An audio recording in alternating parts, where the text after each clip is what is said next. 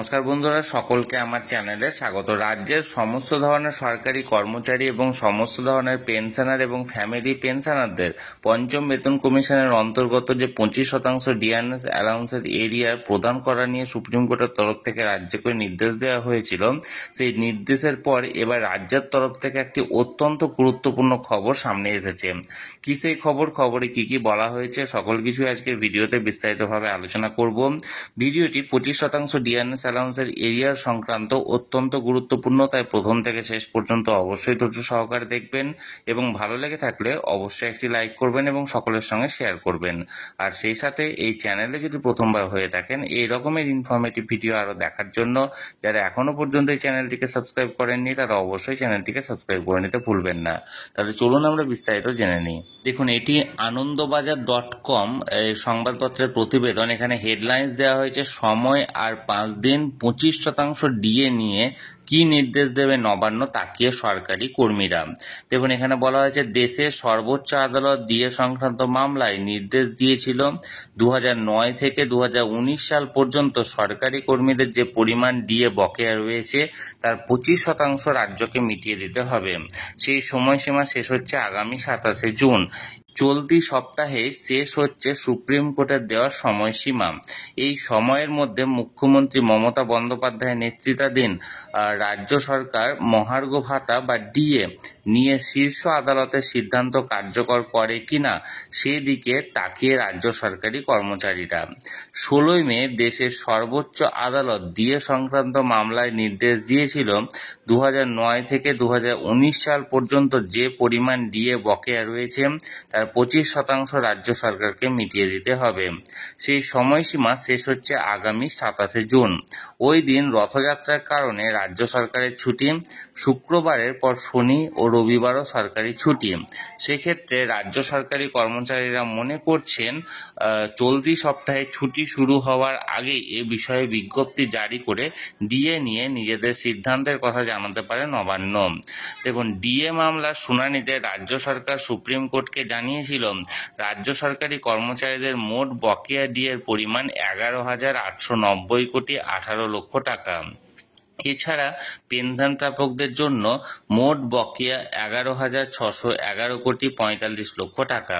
এছাড়াও শিক্ষক, পুরসভা, পঞ্চায়েত সহ স্বশাসিত সংস্থা ও রাজ্য সরকার পরিচালিত সংস্থার কর্মীদের পাওনা 18,369 কোটি 32 লক্ষ টাকা।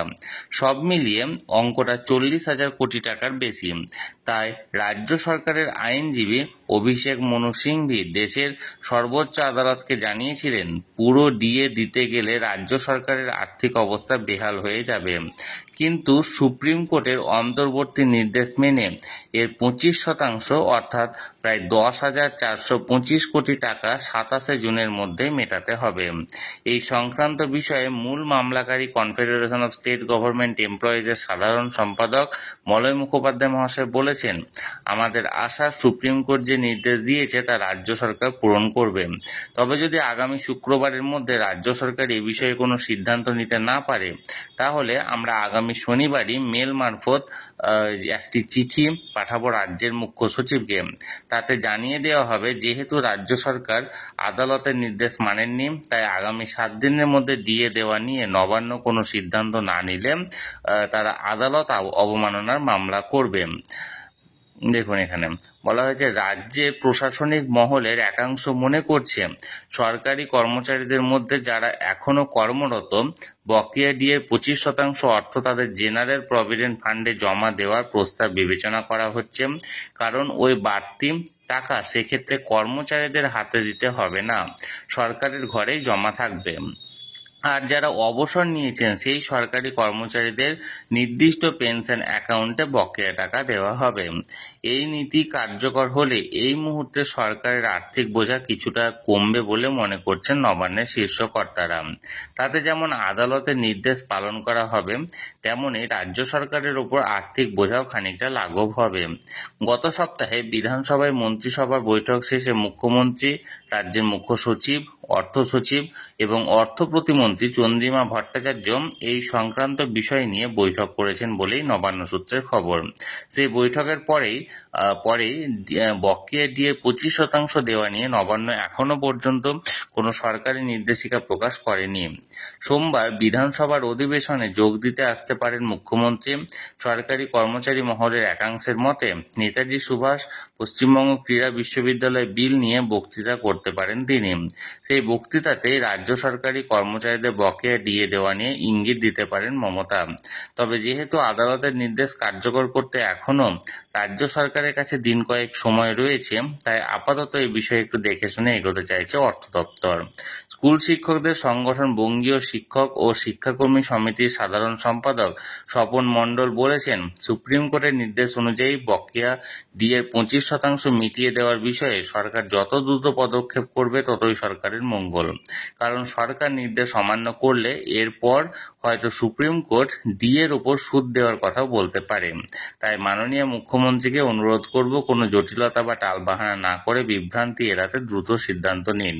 নবান্নের একটি সূত্র জানাচ্ছে, দেশের সর্বোচ্চ আদালতে দেওয়া ডিএ সংক্রান্ত নির্দেশ সঠিকভাবে বিশ্লেষণ করে যে আবেদন করার কথা ভেবেছিল রাজ্য, তা থেকে পিছিয়ে এসেছে।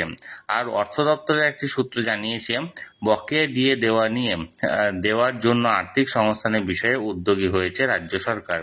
যতক্ষণ না সেই টাকা জোগাড় করা সম্ভব হচ্ছে, এ বিষয়ে সরকার পক্ষ কোনো বিবৃতি দেবে না। সিদ্ধান্ত কার্যকর করার সময় এলে তা বিজ্ঞপ্তির মাধ্যমে প্রকাশ করে জানিয়ে দেওয়া হবে। আপাতত রাজ্য সরকারের সেই বিজ্ঞপ্তি প্রকাশের দিকে তাকিয়ে রয়েছে রাজ্য সরকারি কর্মচারীরা। তাহলে বন্ধুরা, এটি আনন্দবাজার.com থেকে জারি করা ডিএ সংক্রান্ত একটি নিউজ।